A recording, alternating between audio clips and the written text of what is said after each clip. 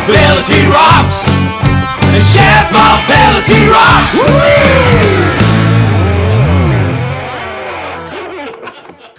Shared mobility rocks for the 9th time, 10th time, I lost count. But anyway. We're gonna rock mobility from Tokyo today. So we're going to give a presentation first, a short introduction about shared mobility rocks. We are already traveling for 18 hours, I think. We started in Ghent, then Brussels, Leeds, Lima, Chicago, Melbourne, Phnom Penh, and finally in the land of the rising sun. The land of the rising MaaS. And I want to say that, I have been following you for the whole event. Okay, well, I took a nap at some point I think, Chicago, Melbourne. So it's an amazing event you have created, and we are hoping to bring the best things from here from Tokyo. And that's I just want to point something I need to, which is Jeffrey, your fricandel sushi. So Jeffrey was cooking some sushi after the Brussels session, I think, and he put some kind of like fricandel. So they just told me from the Japanese government that they closed the border, so you may have issues for coming just because of that. But they also told me Japanese people are they actually like to innovate and they're very much open-minded. So we're gonna forgive you, and we probably may use your idea if you're happy with. Arigato. Okay. Yeah. And precisely this is what we're gonna talk today: innovation in Japan. So we brought top-level speakers that we're going to bring you the best of Japan, and I hope you all enjoy it. We're looking forward to it. So, we have to introduce ourselves to the audience. I'm standing next to Jeffrey Matthijs from Autodeel.net. What are you doing for Autodeel.net, Jeffrey? Well, we are promoting shared mobility in general, and we want to make it mainstream in Belgium, but in all of the world. And Taxistop is doing... Yeah, we are working together so often with Autodeel.net. We are operating some services ourselves also in Belgium. So we are a shared mobility operator, but also creating awareness and buzz. Because what we want to achieve, Autodeel.net, Taxistop with shared mobility rocks, is more livable and accessible cities and regions all over the world. We want to do it by supporting, promoting shared mobility, but also we believe that we can have an impact if we connect to other modes of transport, cycling and public transport. That's our mission. Yes, and talking about the world, we are very proud to be in 10 countries and have more than 70 speakers, international experts about shared mobility. And we also have a lot of participants all over the world. Yeah, indeed, they are coming from 65 different countries. In total, over all those sessions, we have more than 1,000 participants. And yeah, you know it, because we have Ask Your Favorite Rock Song. Now we have a Spotify list with 41 hours of rock songs. And there are even some Japanese rock songs, which are really difficult to find for me on the Spotify list. You can find them between AC/DC, also your favorite Japanese rock bands, some of them.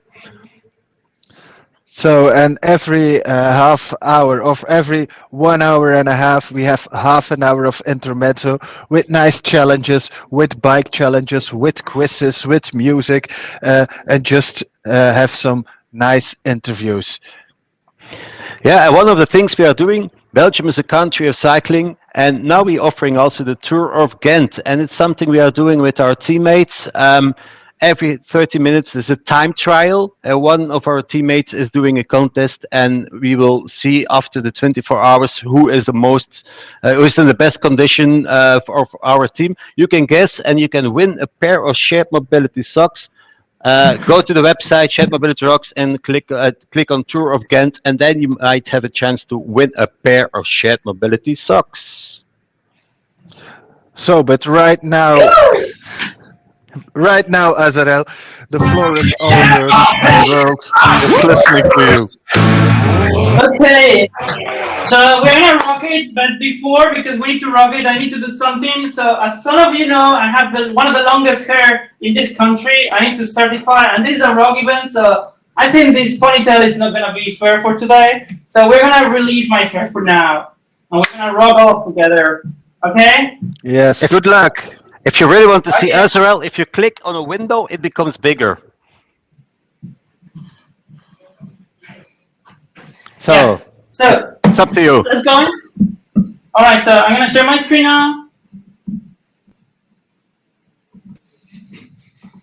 So everyone, welcome to the land of the rising MaaS, to the studio Tokyo.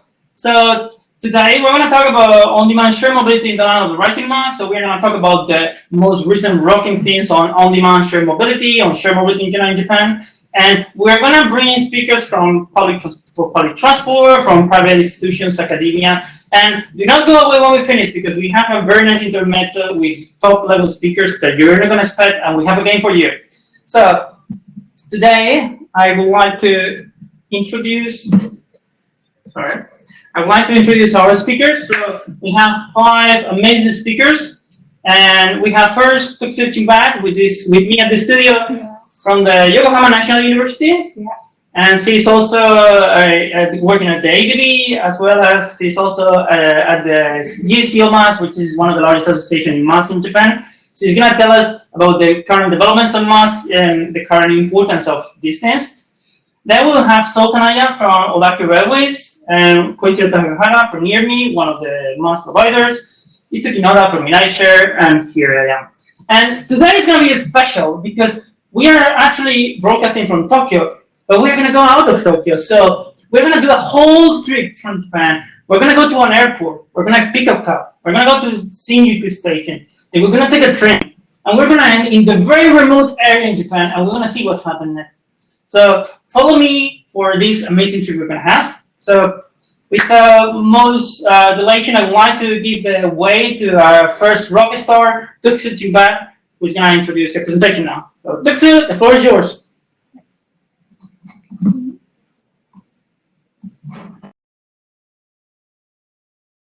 Yeah, I got right.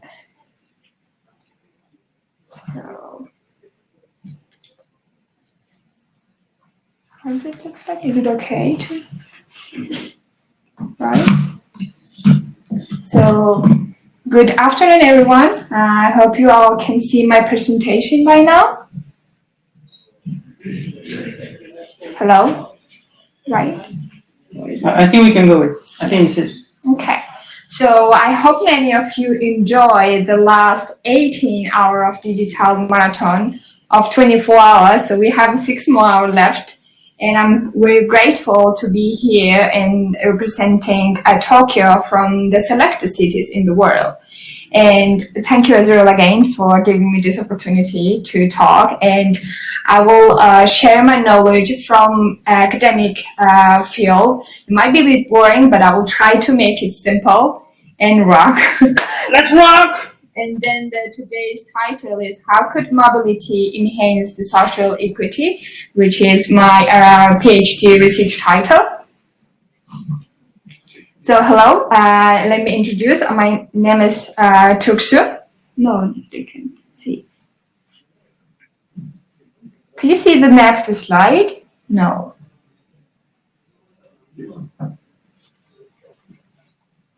Could you see the next slide? Is anyone could talk with me? Hello? No. Okay, we want to verify with the people. So no, we cannot see the next slide. So maybe you can share again. Really? Yes. So you screen again, or? Oh yeah, they can see now, right? So hello, my name is Tuxedo. I'm a PhD student at Yokohama National University and currently interning at Asian Development Bank, and also working as a member of JCO MaaS, is an association of MaaS in Japan. So I'm here because I love to move people physically and socially, and let's get started the presentation. So today's main 3 keywords would be social equity, mobility, and accessibility. So I will try to explain it one by one. And starting with this framework, you can see that how social equity, accessibility, mobility is related to one another. And in my research, accessibility and mobility would work as a social equity indicator. So when we talk about social equity and mobility, in terms of mobility, it's about public transportation and private cars, infrastructures, and as well as MaaS is included. And then when we talk about social equity, it's often when we talk We mentioned about income, age, and gender. And as far as accessibility, it's about net destination and spatial location and network. So starting with social equity, there is social equity goals and objectives are in many cases not translated into clearly specified objectives, and appropriate measures for assessing their achievement is in the meaningful or disaggregated manner often lacking. So therefore, it would be important to define the social equity in the transportation field, and as well as community and transportation network that is accessible for people of different age, abilities, and social background, as well as lifestyles. And here I put a main definition, what is social equity in general. So in 2018, by Littman said, it's in the broadest sense, equity can be defined as a fair distribution of costs and benefits is for a given action.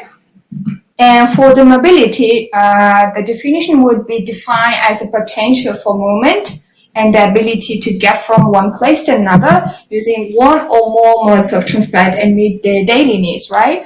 And therefore, the implementing and delivering innovative services such as MaaS may help to enhance accessibility and social equity through a shift from ownership-based to access-based transportation. And in terms of mobility, I put in a definition, what is MaaS? Well, as we all know, the MaaS is quite a new concept. In 2014, Heighton defined that MaaS as a mobility distribution model that delivers users transport needs through a single interface of a service provider. And then there is a lack of assessment framework to clarify the unique characteristics in a systematic manner. So main question would be, what are the core characteristics of MaaS? And going into with accessibility, so accessibility is also commonly used as a measure of social equity, which is a component of urban social sustainability. And you know, the numerous authors have mentioned that importance of accessibility measures for assessing the social equity and distribution inclusion impacts of transport services. So also the main definition by Hansen would be accessibility is defined as measure of potential opportunities for interaction, and it's understood in terms of providing people with access as many opportunities as possible by different modes. So I briefly mentioned what is social equity and accessibility and mobility, right? So here is a simple example for my research, which, let's say there's a city called City X, and they have their social equity, right? And from the presentation, from the figure, you can see that people who live, who has a high income level, they live in, they have most probability of having a car, right? Which means they have more higher accessibility to different land uses. So they have a high mobility level because they can move anytime they want. On the other hand, the people who has a low income area, they might have a low mobility level as well. So my hypothesis would be, if we implement such new transportation systems like MaaS or shared mobility system in those areas, we could enhance the social equity of the CTX. So that is the simple example of my PhD proposal. And from here, we need to examine the impacts of mobility and accessibility levels for specific population groups, as well as how this may affect various social outcomes, including their levels of participation and social inclusion. So jumping into what is going on about MaaS is, let's see this map is MaaS around the world. So from the map, you can see that the operational MaaS has officially started in the Netherlands as a business to business, is one of the earliest examples of full level 2 integration scene.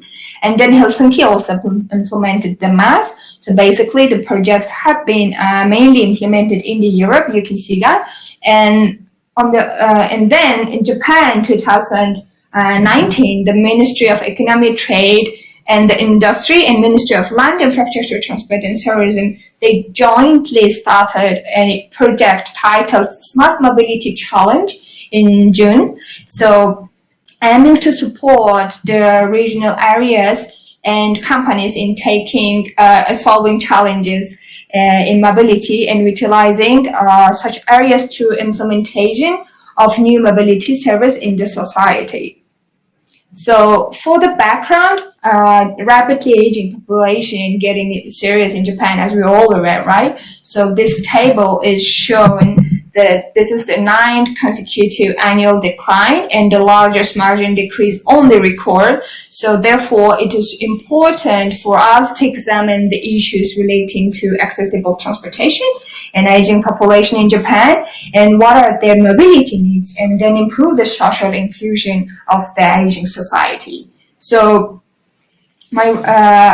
and then to address such problems, Ministry is providing MaaS, leveraging Japan's transportation expertise under this Smart Mobility Challenge. And personally, I believe that there's such new transport system like shared mobility, MaaS, or car sharing can fill the gap between public transport and car, especially for the vulnerable groups, and then enhance their social equity. So here is my presentation, and thank you for joining us. And yeah, here is also my contact. So if you have some questions regarding my receipt, please feel free to contact me through my email or LinkedIn. And that's all.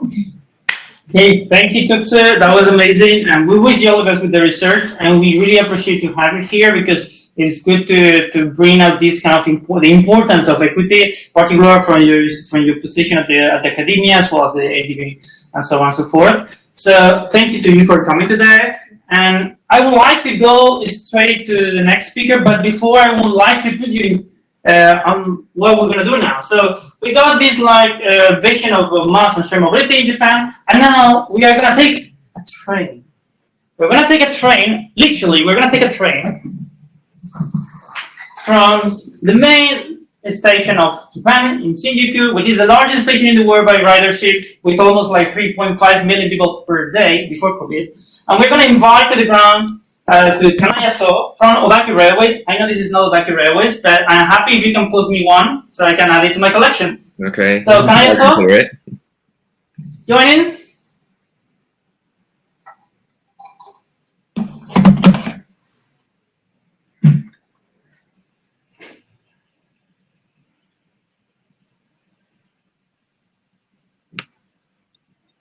So, am I on?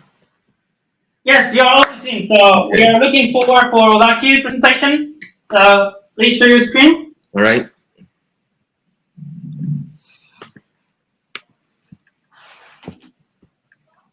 I hope it is up. Is it?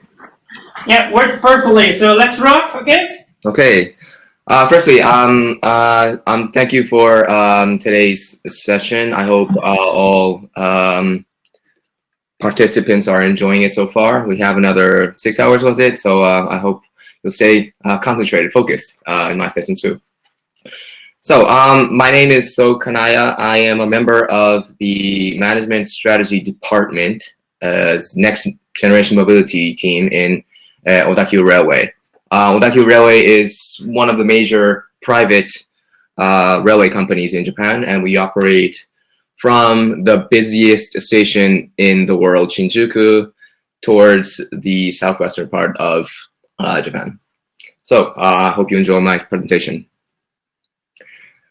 Firstly, I'd like to start with an overview of the Odakyu line. So this is it. As I mentioned, it starts from your upper right-hand corner from Shinjuku towards Odawara and Enoshima, which is the base side of the Tokyo metropolitan area. So we cover the metropolitan area, the business areas, as in Shinjuku, to suburban residential areas, and also we have covered tourism areas, which include Hakone area, which some of you may be familiar of. So MaaS is one of the major pillars that we are tackling in the company, and the background of this initiative is this. So we are facing major challenges to our business. One is a declining population, especially working age. This is, I'd say, across Japan.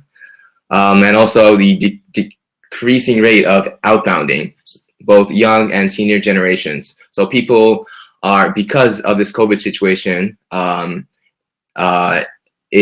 people are basically not traveling as we expected. And also, because of this COVID situation, there are changes in lifestyles, and people are reviewing how, when, and the purposes of moving.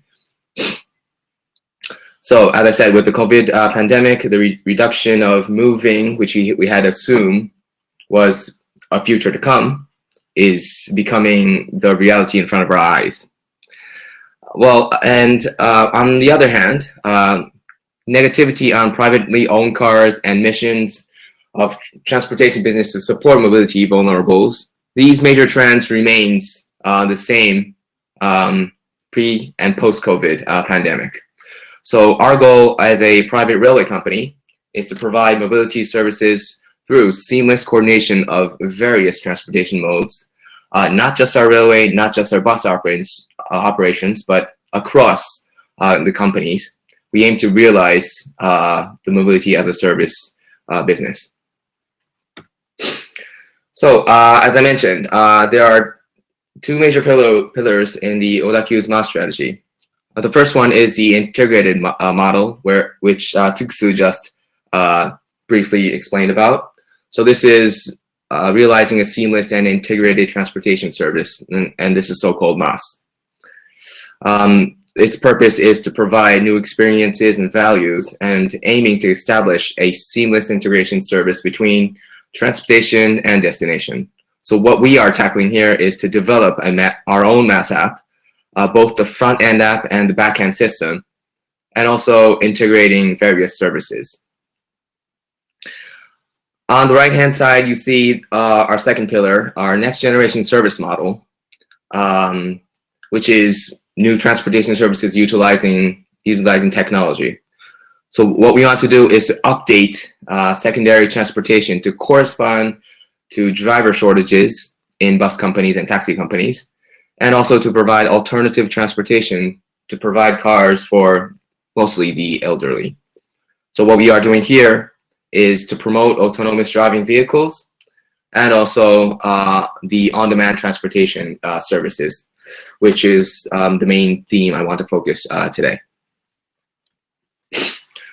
So what we have done and what we are currently working on this on-demand theme are two POCs, trials.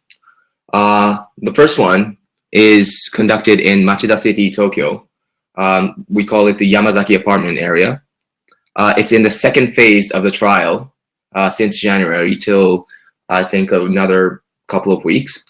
And what we are doing here is we are implementing a on-demand service in a housing complex built back in 1960s, which covers 3,500 households, and which is an area that is 20 minutes distance from by bus from the closest station.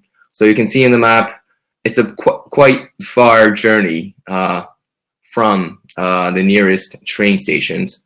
So we want to help people that live in this area to commute to these stations and around the areas. The second one is what we're doing alongside this one is in Kawasaki City, which is in Kanagawa Prefecture, right next to Tokyo. It's in the Shin-Yurigaoka area, which is an area around the station, which is an area, a residential area, I'd say, that is a station that covers more than 130,000 passengers a day. And it is around the station is commercial facilities, and close to the station, it's surrounded by many apartments and detached houses. So on-demand transportation, I think most of the listeners here understand it, but basically it's a transportation service between buses and taxis. More flexible compared to buses, but inflexible compared to taxis, and the fare is just right in between. So we want to have this service as a complementary service that supports our bus operations and our taxi operations. And that also connects to our main railway operations. So the Shin-Yuri-Gaoka area POC first. The background is just 3 points. Though public transportation is mostly used for commuting, private cars are the most used mobility for shopping and other personal purposes. There are congestions around the main station, and the area is, most of all, it's hilly, including some ups and downs and from and to the bus stops. So, as I said, we are conducting an on-demand transportation, which is called the Shin-Yuri Shuttle. And what we want to realize here is to try a dynamic meeting point type on-demand transportation system in the area. So this is what the area looks like. You can see the map on the right-hand side. You can see the vehicle in the middle. We're in the middle of a second phase trial. It's going to be up until mid-May for 3 months, I'd say. The first phase trial was last year, which was free of charge, but now we're charging about $5 per ride from the busy hours from 7 a.m. Up until 10 p.m. The area is covered by 4 minivan type of vehicles. And the results that we found from our first phase trial last year is that by numbers, overall passengers across 2 months, it was a bit over 500, a bit less than 5,700. The maximum passengers per day we had was 200. So we did see quite a demand, maybe because it was free of charge. But we did see the on-demand system corresponded well without any major issues, and it did match the high density of demands. Okay, on to the second trial we're conducting right now, the Yamazaki apartment area. So this area is a suburban residential apartment complex developed 50 years ago. Buses run frequently from apartment complex center to station, and it is an area far from bus routes, stops, and have so-called traffic gaps. Okay, so this is the booking interface and what the vehicle looks like right now. So in this area, it's a quite small area compared to the previous one, but we have 20 meeting points set. And the booking is through our own MaaS app. It is embedded with e-bus routes as an option also of a multimodal route search we have built into the app. So it's a sky blue type of van we have, and you can see how the deployment process goes from these 3 screens.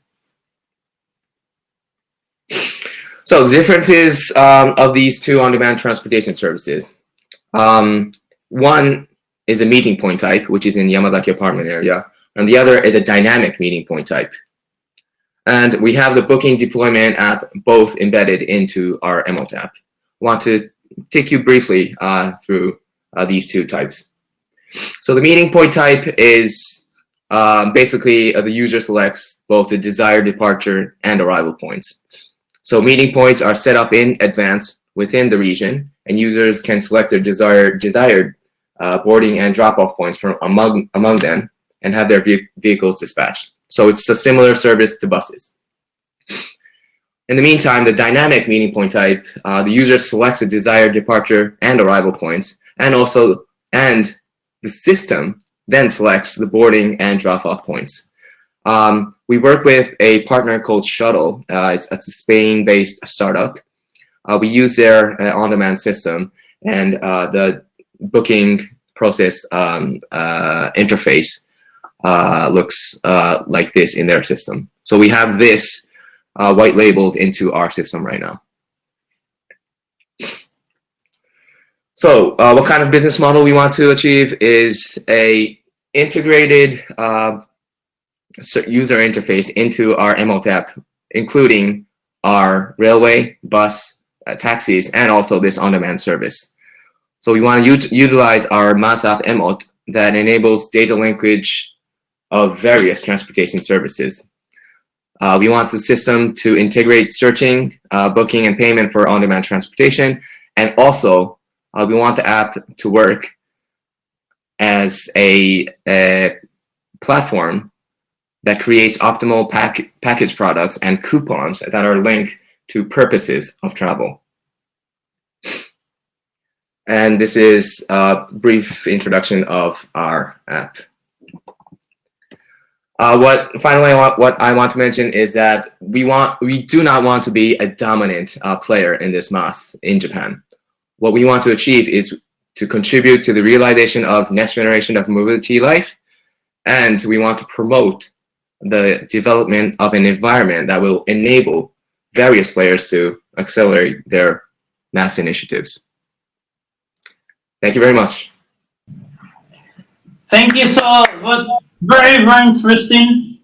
So later in the question slides, we already got some questions and we'll go in detail. But it needs to be said, as you say, it's very, very important, that vision, and particularly from a public transport, a railway company. So we'll go later in the panel discussion about this. But at the moment, I would like to apologize to our audience because we make a small mistake. So apparently Angelo is not in, they told me he's not in Ghent. He actually, he was lying all the time. He was on a plane and he's now just arriving to Japan, and we need to go to the airport and pick him up. And to do so, we're going to discover a new service for going to the airport as well as other lands. And hopefully we might be able to pick Angelo, but I think he's tired. So I'm not sure if he will eventually be on time. Oh yeah, okay, he's in Tokyo, and Koichiro-san is also in Tokyo. So great. I would like to give Koichiro-san the word, and let's know what is near me doing. All on your floor. All right, just a moment. I'm going to share the slide. Just a moment.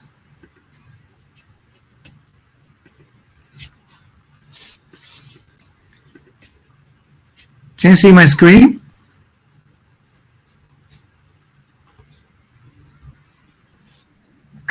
Just a moment.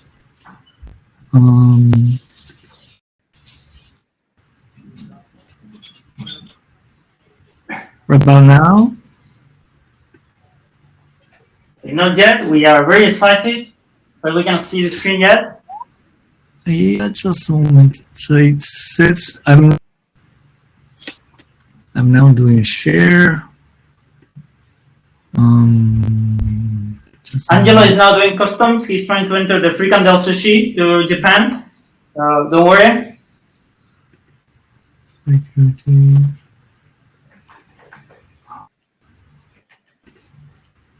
I think recently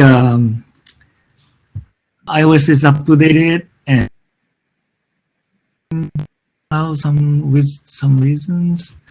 Okay, so I think that because Angelo is not this on time in customs, so maybe you can solve those technical issues in the meantime, and we can go to the next speaker. Can you do it now? Is that okay? Okay, so I think we're going to go for the next speaker, and I will let Koichiro solve the issue. So sorry, Angelo, your talk is going to take a little bit more time, but don't worry. I'm looking forward to you paella sushi once. Oh my God, some people are actually here. So we got our next speaker, who is actually going to bring us to the rural Japan, but he will put it back in Tokyo. So it's a pity Angelo is not going to be with us. So I hope you all enjoy the ride, and I hope Angelo will eventually join. So I would like to invite Itsuki Noda from Miraishare and JAIS to speak about what is going on in rural Japan and how shared mobility is making a big difference there. So Itsuki Noda, the floor is yours. Can you share your screen?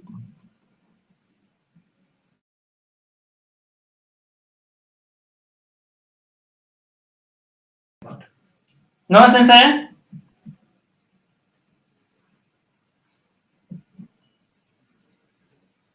Okay, I think we are all enjoying rural Japan too much. No, Sensei, can you hear me? Oh, okay. So apologize, he's now busy. So if Koichiro can enter now, otherwise we wait for the call.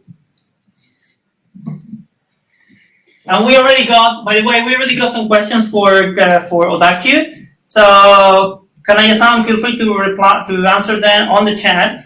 We got some interesting questions I would like to make to all the speakers before together. So I will keep some of them for later. So I think Tsukinoda is back.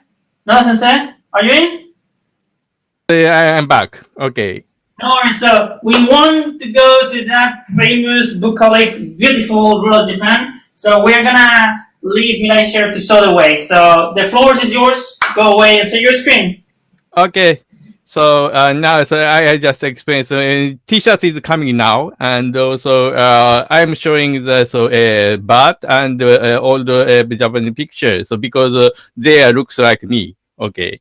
Anyway, I will show the video. Okay.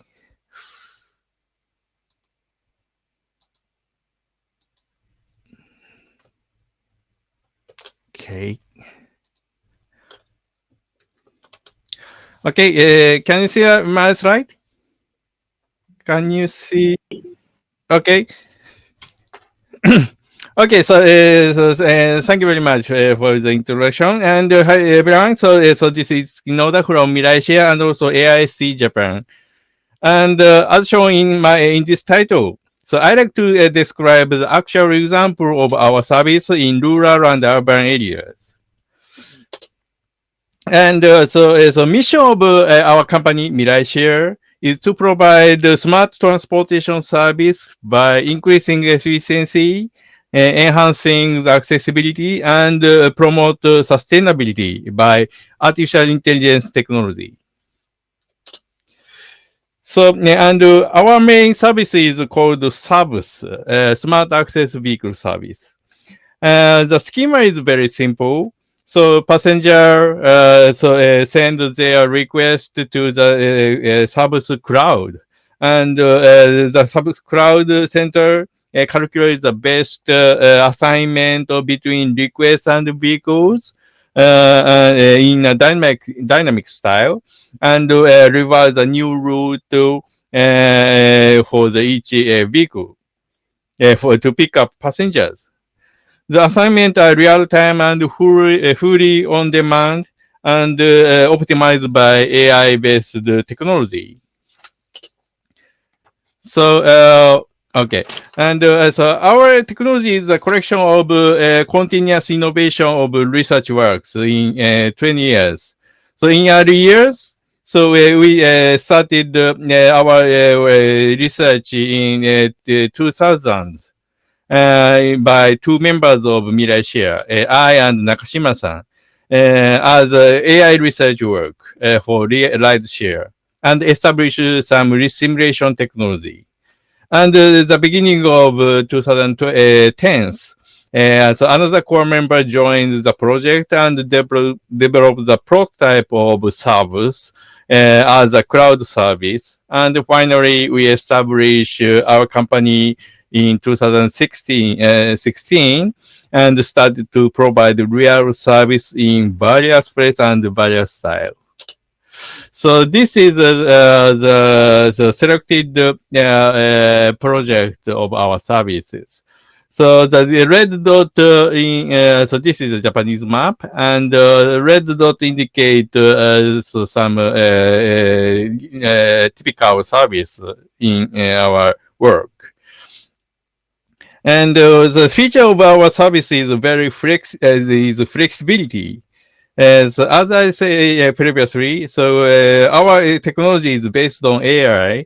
And AI enable to adapt to various conditions of transportation for each places. So actually, in this list, each project has different requirement and setup. So our technology can adapt to these differences and realize efficient service in each case. So from this project Today, so I like to show two unique and significant services, copy service and welfare mover. The first project is copy service in Kumenancho town. The Kumenancho is a local town in Okayama Prefecture. The size is about 80 kilometers square, and it is located very mountainside and far from major cities. So actually, so it needs 1 hour drive from the nearest city, Okayama City. So they have only 3 railway stations, but the train is only once an hour. So at least, it is difficult to use railway for the transportation inside the town. And it is a very deep rural area, and so less than 5,000 people are living there. So it is quite elderly society, and 42% of the population are elderly. So because it is a very small town, so all buses and taxi companies stopped the service in the town several years ago. So before the service, the local government also operated a community transportation called CAPI. It is a direct ride service and operated in a limited area in the town. And the timetable is fixed, and they only have 12 trips per day. And in order to use this service, the passenger need to book at least 1 hour before by phone call. So as you can see, this service is less convenient. So therefore, the number of users was not so large. It is a headache of local governors. And so Kumenancho contacted us and asked to provide the service to replace the old service. We investigated the situation of Kumenancho and designed the service for them. Here is the current condition of our services. Of course, this is a dialogue system, and operation is done by local government. And we found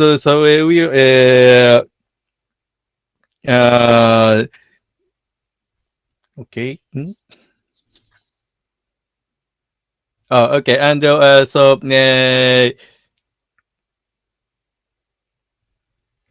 okay, I will do. And finally, we found the free size is we can reduce the free size, and the number of the fleet is also reduced. Actually, previously, they use 6 van style vehicle, but now they operate 2 van style and 2 sedan style, and 1 extra one. This extra one is just for the backup for emergency. So usually they operate the service using the 4 vehicles. And also, the service is available in 8 hours and free time. So it is improved from the only 12 trips per day to any time. And the service area is also expanded to all town, not limited, no limitation. Because the service quality is improved, so we can get twice of readership now. So this graph shows changes of the number of passengers in 2 years. So this gray area shows the period of old style services. in this case, so we can get almost 700 users per month. But after then, we started a new style using subs. Then the number of passenger is increasing. Unfortunately, last year, this is last year, so we got the COVID pandemic. So the number of the passenger decreased in April and May because this period is emergency state of emergency. But fortunately, after the emergency state, so we got come back to the we got the increase of the passengers, and finally we got the twice of passengers compared with previous year. And another good point is that the ratio of using the mobile phone application is increasing quite rapidly. So this is remarkable because in Japan, so in general, so elderly people do not like to use a smartphone, but they recognize the convenience of this service, so they started to use a smartphone and call this service by smartphone.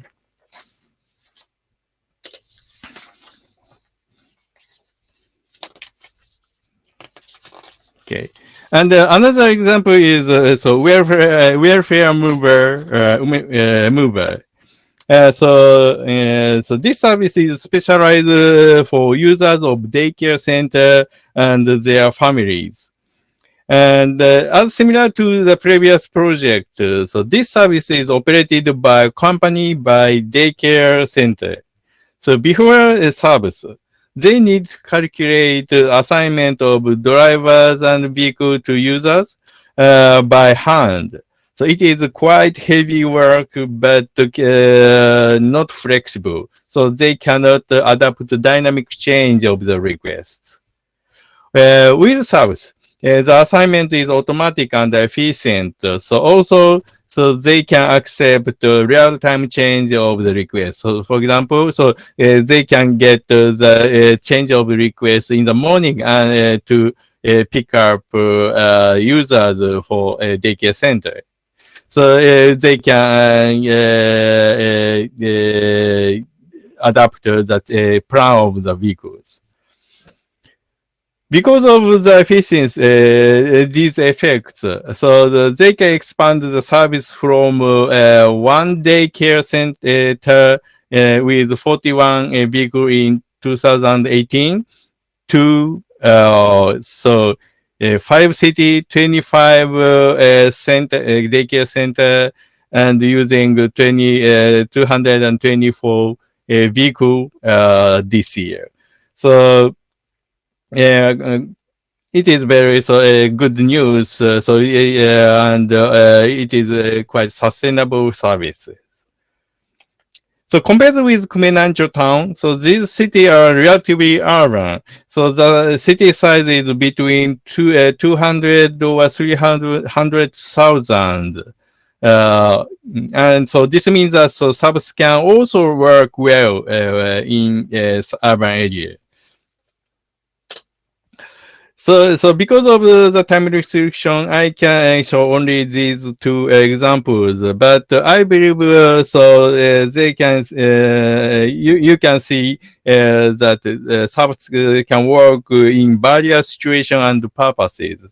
So I hope we can continue to provide the service to share the smart future, and I hope we get the good world.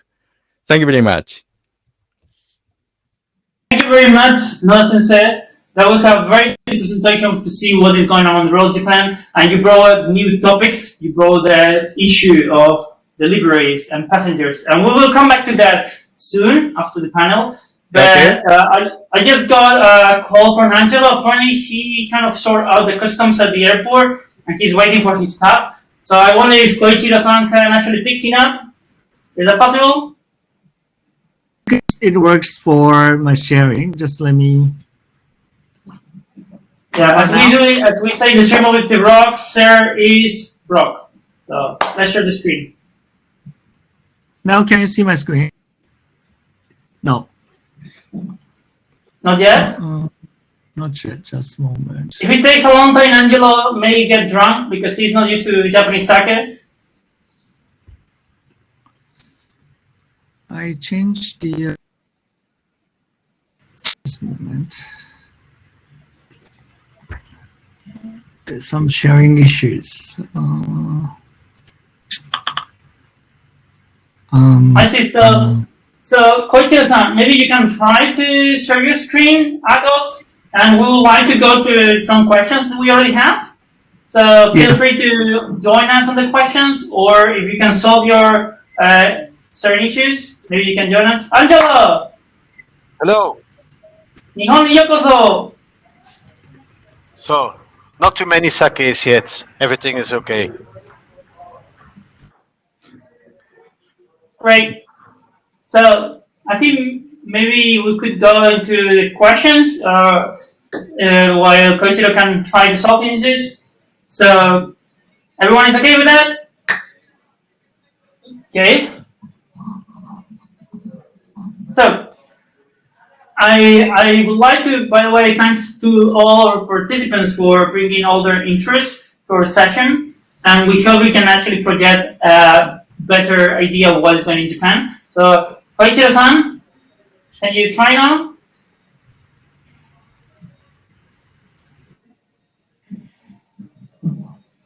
These are the kind of things that happens when you're live. You've never been in a rock event where there's no technical issue. Never. That's always. That's why we have chosen for rock as a theme.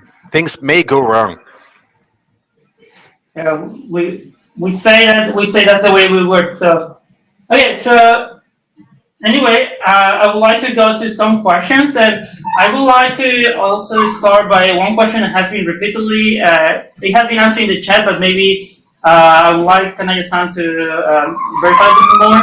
So they mentioned the Suica car. So for those who don't know, Suica car is the basics of the Japanese Suica system. So I have a lot of Suica cars because I collect them. My hobby is to collect Suica cars all over the world. I have from India, from America, from Belgium, from everywhere, and I love them.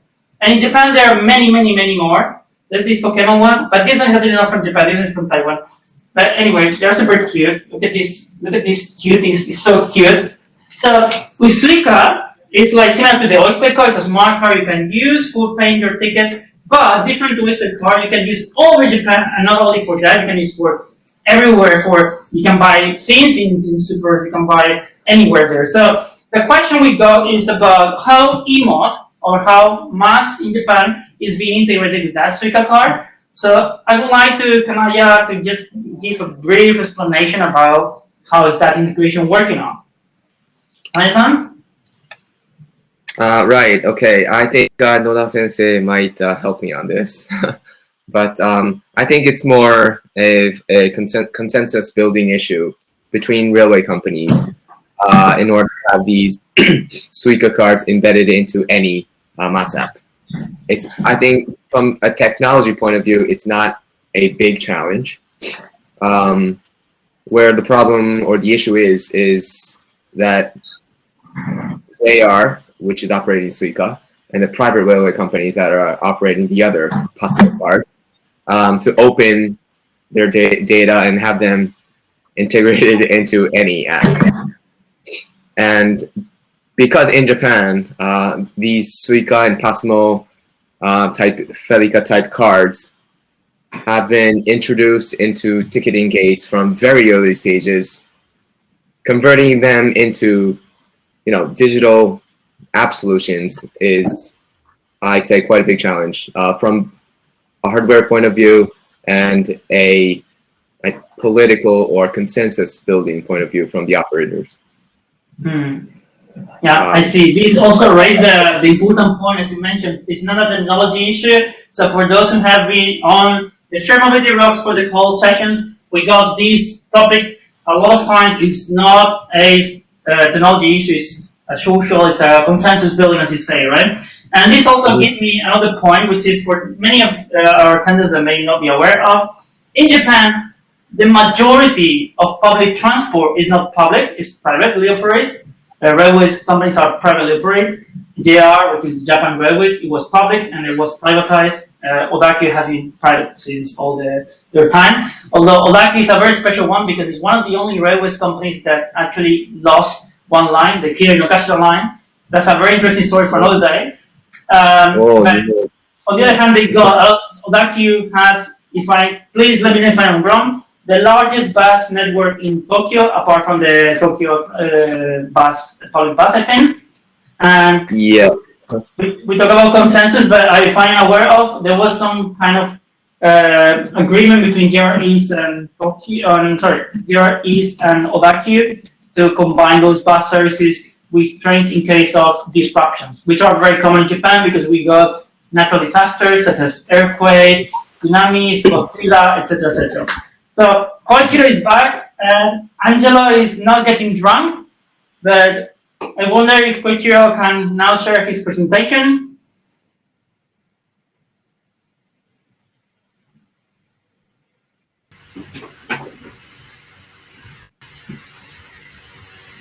Hi, Koji speaking. Somehow my PC doesn't allow me to share screen. What about Azawel? Can you share Yes. the deck I sent previously? I think most of the slides is the same, so I think I can explain by using these slides. Sure. So in the meantime, I would like to make another questions for Noda Sensei as well, because it has been also actually for Noda and Kanaya-san. So as you have point, in Japan, the demographics are kind of pushing the necessity of new transport services. People are aging. Well, we all age at the same rate everywhere, okay? But the proportion of elders is growing very fast, and population is also decreasing. So this opens the questions about the necessity of more tailored services, such as barrier-free, on-demand services, and so on. So I would like to know more, as many requests to know more about the specific necessities of these particular population, elderly, people with physical mobility difficulties, and how not only technology, but how your service in general is addressing those.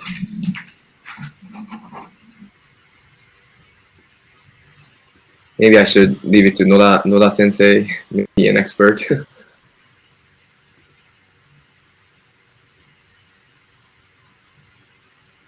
Okay, so I may miss the point of the question, but in the case of the issue of MaaS in Japan is that who is the main player? Of course, railway company can be the main player, and also other one. And in big cities, so I guess in the case of Japan, so we do not have the single platform or a single player, because so in the case of a big city, we have so many train company, bus company, and taxi company. Even in small cities, we have several bus and taxi companies.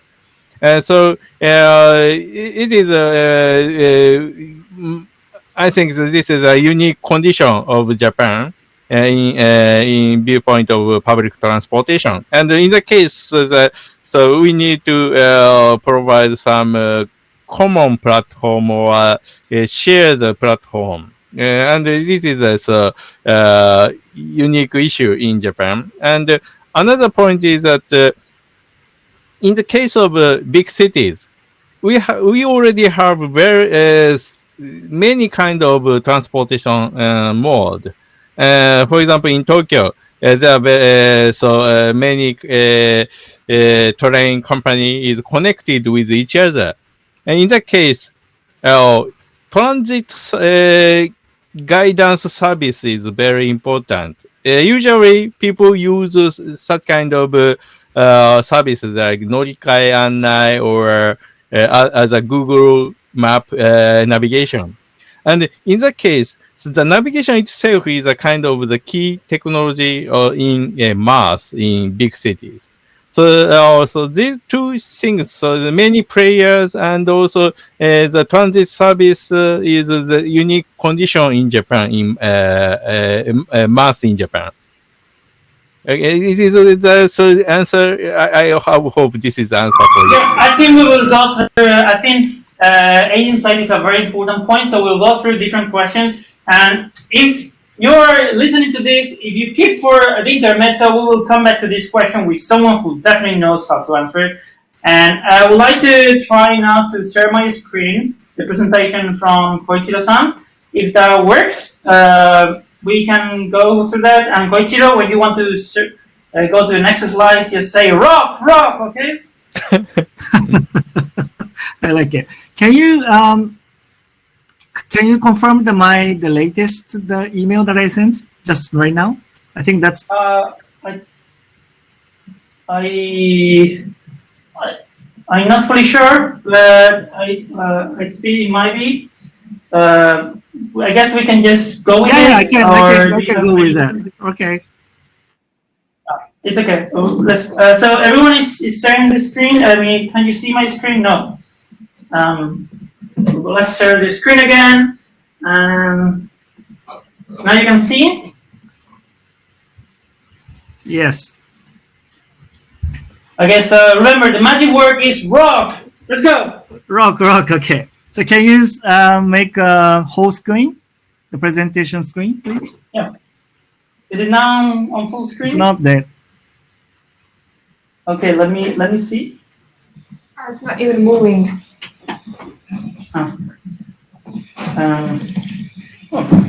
Sorry. So I think we are.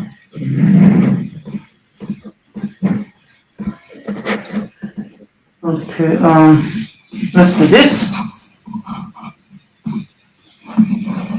Okay. Can you see now? Yes. Yes, I can see. I can see them. Okay, great. So, All right. My apologies for this technical issues, but thank you for invitation for this session. My name is Ko Takahara, and I'm CEO of Niami. Can you go the next slide, please? The rock. rock. Yes. So Niami is a startup aiming to resolve last one mile issues, starting from Japan to global. For example, here's no alternatives transportation when elderly people give up driving a car. There are many others, such as heavy traffic at the airport or waiting in a long line at the taxi stand when last trains finish, to name a few. Rock, please. So what about supply side? It's very inefficient. Here are some stats. There are about 230,000 taxis available in Japan, but only 40% of them are being used. We have a huge potential if we utilize more than 50% of taxi capacity. So Niami provides a platform which matches the people going in the same direction and also optimize the routing by using AI, which is different from Uber's business model. So Niami focuses on the last one mile mobility and make it more efficient by taxi sharing and utilizing any taxi available in the area. Simply, Niami will help taxi to bring new customers by changing the taxi usage from private to more public purpose by sharing. Rock, please. So we started taxi sharing service about 3 years ago, and now we focus on smart shuttle service. The smart shuttle service is on-demand shuttle service which optimizes routing and maximize the capacity of the car, which can accommodate up to 9 passengers by using AI. With this service, for example, user can go to airport directly from home or hotel for a much cheaper fare than taking a regular taxi. Our platform is now applied to other scenarios such as golfing and traveling. Also, smart shuttle is life scenarios in the target area, such as commuting or shopping. So now please let me explain how it works for airport shuttle. Rock, please. Yes. By matching the demands, optimizing the routing and the taxi capacities, users can benefit by getting the reduced taxi fare compared to solo ride. For example, it costs about $100 to get to downtown Tokyo from Haneda Airport. It will be only $30 using our smart shuttle. Also, the booking and the payments are done easily through our website, available in multi-languages. Users don't need to install any app because the service is web-based. About the business model, the rock, please. The users pay the fee to the NIAMI, and the NIAMI pays the transformation fee to taxi partners.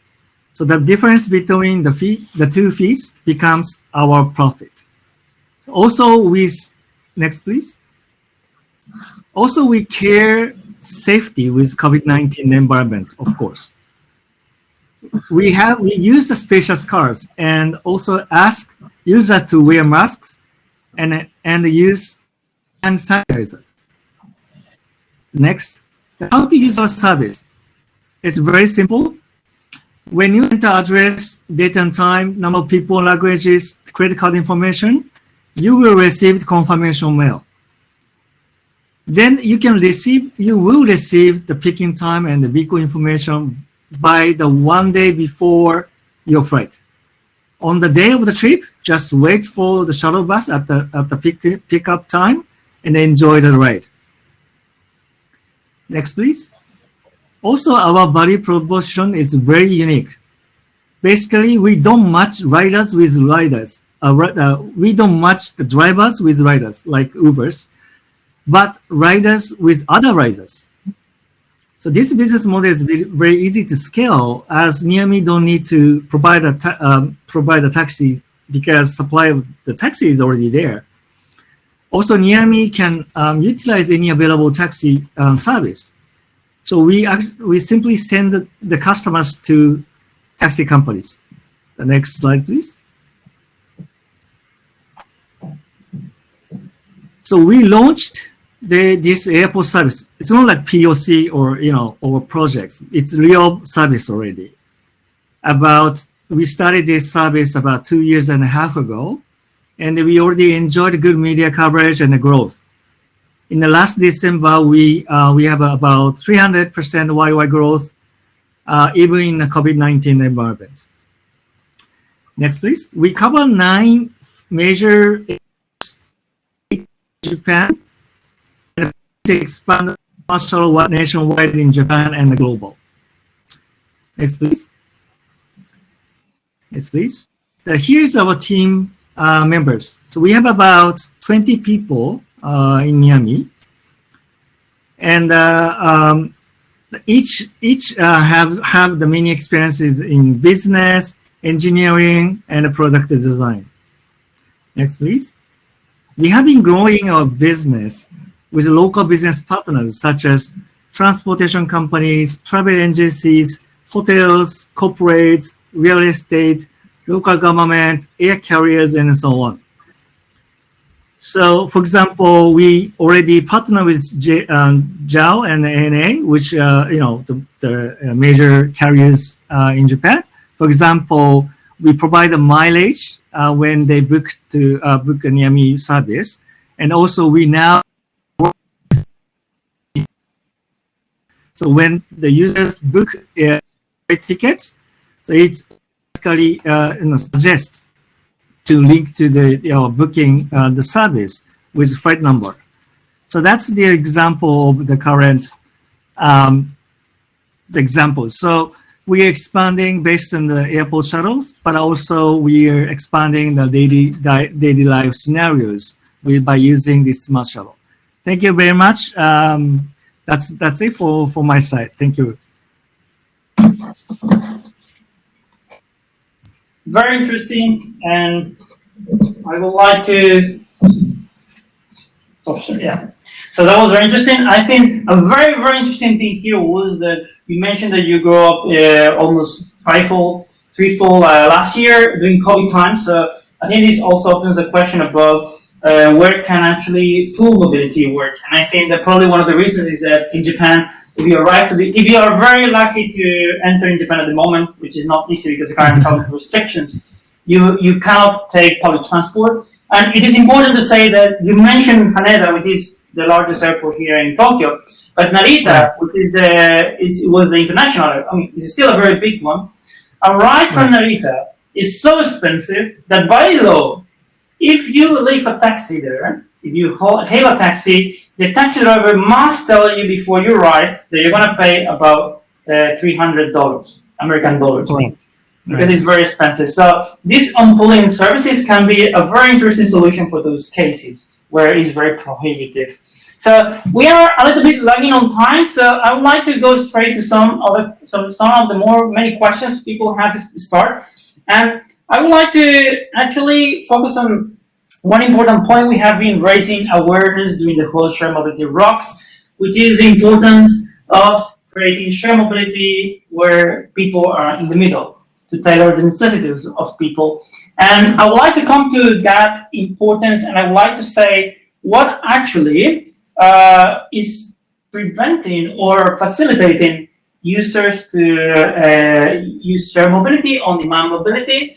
For example, as Noah Sensei said before, all people may struggle to get into new technologies that may ease their life on theory, but because they have less access to a smartphone, it might be difficult. So what is the role of transport providers to reach out these people and to ensure that these segments of society are benefiting the most from shared mobility? Anyone?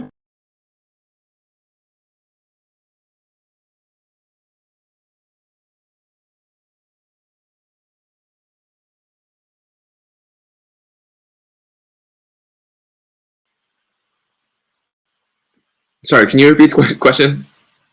So I would like to know more about how can we put people first when we develop these services, and how can we reach out elderly people, for example, that may struggle with smartphones, and these technologies obviously require smartphones. So how can you reach us there? Right. If I may, I think we do have to deal with the elderly people who are not used to using smartphones in their daily life in this generation.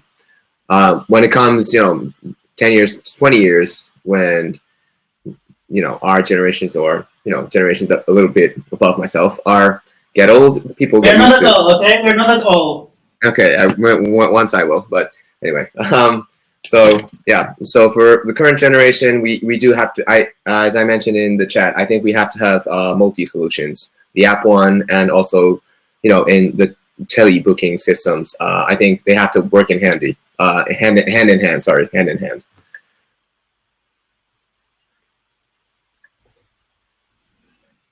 Thank you very much. So I think that's a very, very relevant, particularly for you, as you mentioned these on-demand services you're doing. I have another question. Someone sent me this important question, which is, how can we, so we have seen, as Tuxu saw this map, there was this Smart Mobility Challenge, which has been funding a lot of TCOs and trials, but we want to know, how can we move from trial to commercial operation? What do we actually need? So, who wants to come for this one? I think, Noah Sensei, this is for you. Okay, so actually, so our company already operate non-trial services. So actually, in the case of Kapi in Kumenancho, it is on business, and the point is that there's in this case, so they actually need this kind of public transportation services. So it is one important condition. And another point is that we tend to focus on elderly people, but we also have this is a variation of invisible demand. And for example, we also operate Urasoe City, the sub-service in Urasoe City.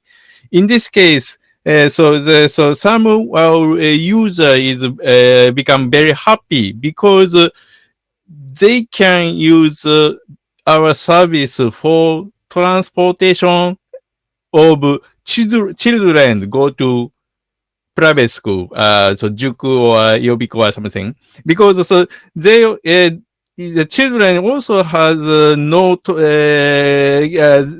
cars, well they cannot drive cars, and in Okinawa area, only public transportation is a bus, and bus is not so convenient. So usually when children go to private school or some private juku or something, then the family needs to transport them. And this is a kind of heavy duty for family. Yes. But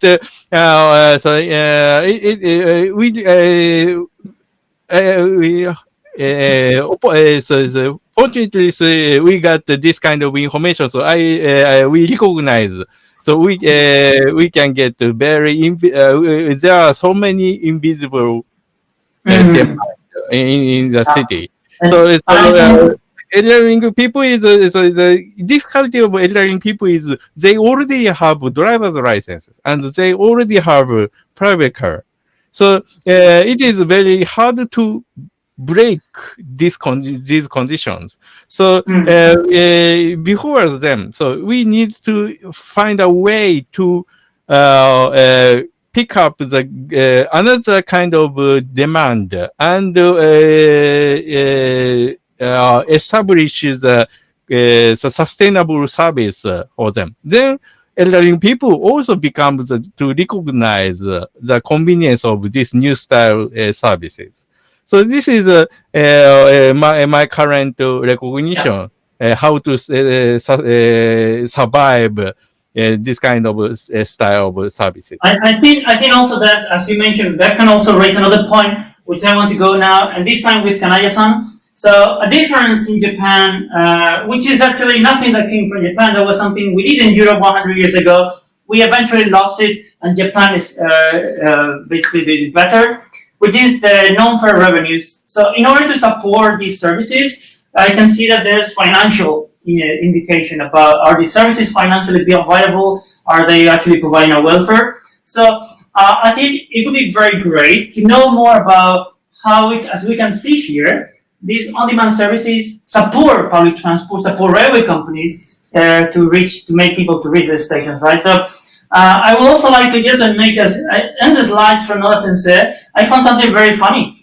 In a population of 5,000 people in the middle of the mountains, there were no buses or taxi services, but there were 3 railway stations. Welcome to Japan.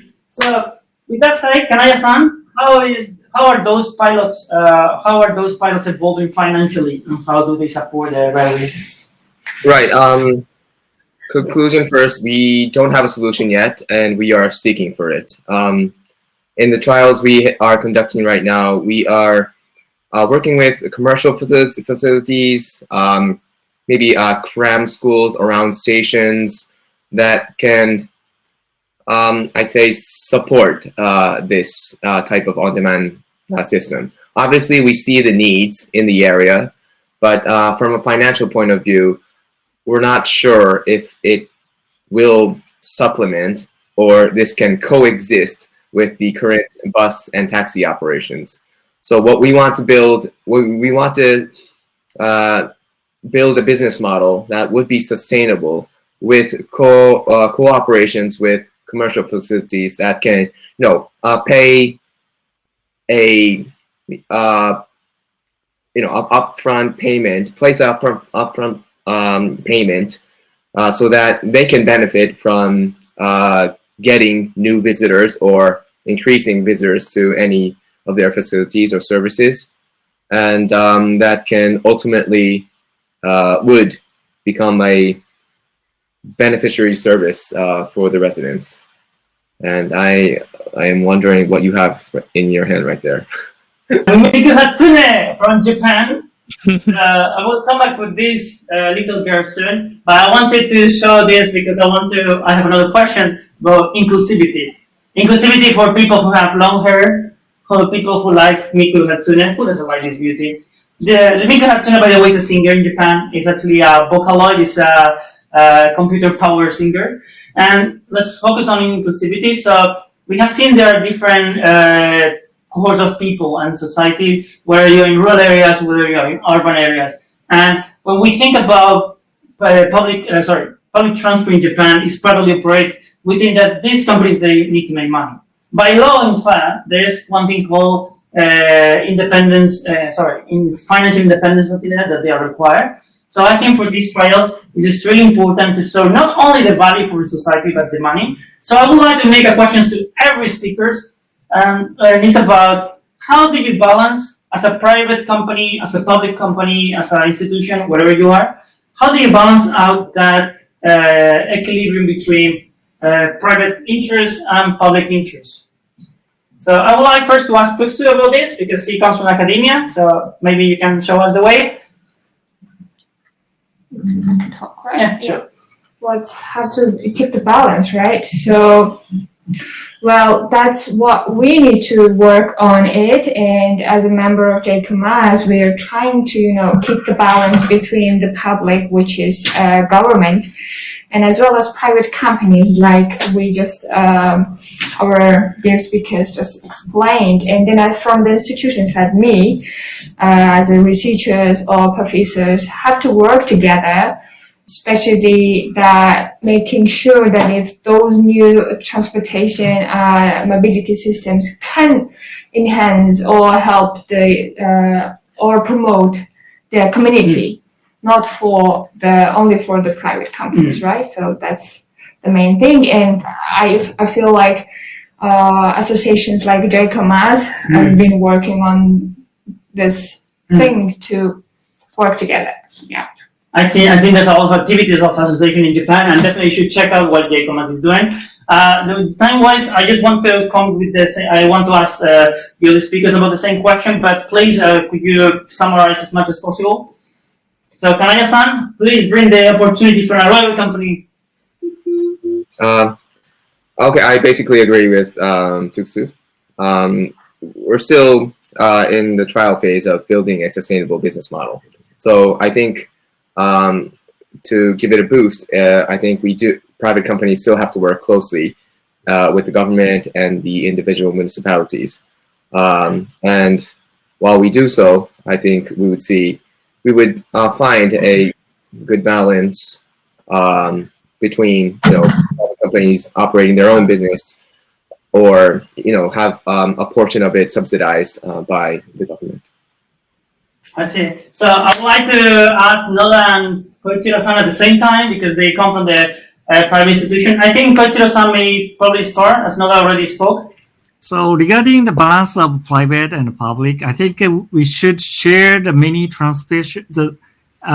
We should share as much as possible in the area. For example, we started the airport service, but by using the access capacity for the airport, also we can fill the demand for commute or demand for other purposes in the area. So by sharing the many demands in one area, I think that will help to sustain the transportation in the area in terms of the last 1 mile mobility like we are doing right now. So I think the sharing the many demands in the area, I think that's the key for the balance. Okay.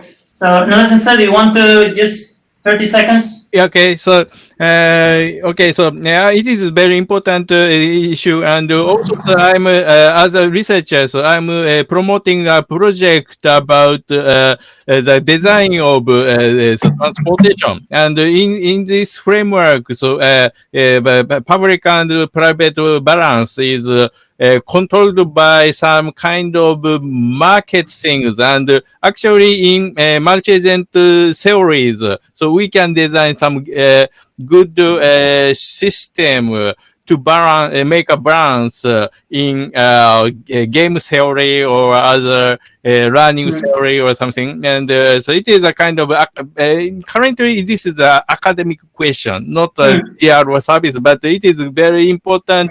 So research topic, and I want to expand our framework work to into the public. Okay. It's good to see people from academia also getting involved in these developments of private companies. So thank you for your vision. So I hope that my new friend and me can next time ride all your services. I hope Angelo doesn't wait in the airport. So I'm going to ask Angelo to come up from the airport wherever you are. I hope you're not on undisposed time. I would like first also thank you very much to every speaker today. It was an amazing session, and I think it was very useful to highlight how different or how things are working out in Japan. And I would like to also remark that this is just started. So we are waiting for more and more incoming projects soon. And we hope for the next year for the Shared Mobility Rocks bring you again and see the development. So thank you very much to all the speakers.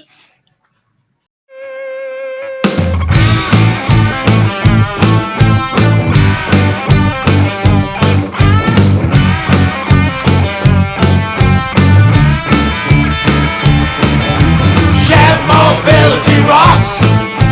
Shared mobility rocks. Shared mobility rocks. Shared mobility rocks.